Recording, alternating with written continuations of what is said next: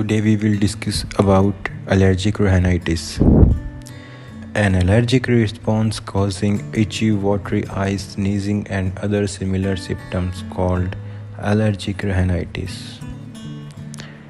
Cases of allergic rhinitis. Allergic rhinitis is triggered by breathing in tiny particles of allergens. The most common airborne allergens that cause rhinitis are dust, mites, pollen and spores, animal skin, urine and saliva.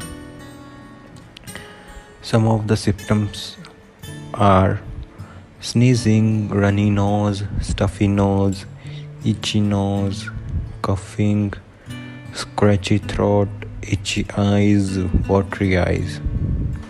As you can see in the image, symptoms of allergic rhinitis.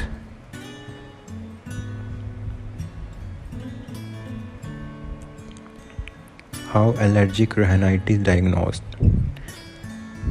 There are several types of tests, including skin prick test. It is one of the most common. Your doctor places several substances onto your skin to see how your body reacts to each one. Usually a small red bump appears if you are allergic to a substance. Blood test.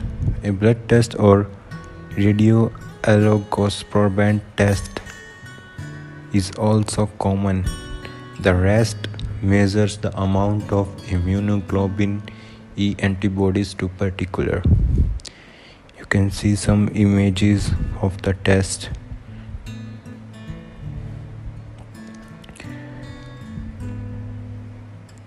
Now we come on to the treatment of allergic rhinitis. Antihistamines. You can take antihistamines to treat allergies. They work by stopping your body from making histamine.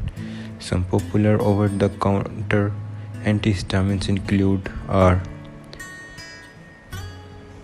fexofenadine, diphenhydramine, desloratadine, loratadine, levocetirizine. Levocetirizine is most common. Decongestants. You can use decongestants over a short period, usually no longer than 3 days, to relieve a stuffy nose and sinus pressure. Some of are oxymetazoline, pseudoephedrine, phenylephrine, cetirizine. Cetirizine is the most common. Immunotherapy. Sublingual immunotherapy, eye drops and nasal drops. They are for local area relief.